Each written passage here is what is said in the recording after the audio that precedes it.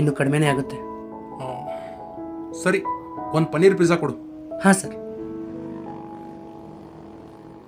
Sir, ನೀವು multinational company Domino's ಪಿಜ್ಜಾಗೆ ಹೋಗಿದ್ದೀರಾ? ಹೋಗಿದ್ದೀನಿ ಹೇಳ.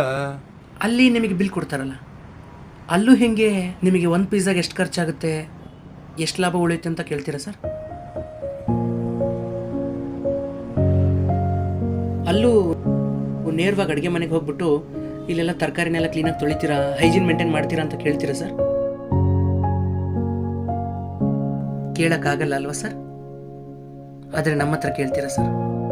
ಯಾಕೆಂದರೆ ನಾವು ಫ್ರೀ ಸಿಗ್ತೀವಿ ಸರ್. ನೀವೇನು ಕೇಳಿದ್ರು ಮರ್ಯಾದೆಯಿಂದ ಉತ್ತರ ಕೊಡ್ತೀವಿ. ಪರವಾಗಿಲ್ಲ ಸರ್, ನಾವು ಹೇಳ್ತೀವಿ.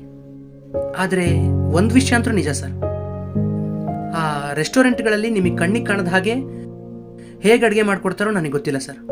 ಆದರೆ ನಾವು ರೋಡ್ ಸೈಡ್ ಮಾಡೋರು ಮಾತ್ರ ಏನು ಮಾಡಿದ್ರು ನಿಮ್ಮ ಕಣ್ಣೆದುರಿಗೆ ಮಾಡಬೇಕು.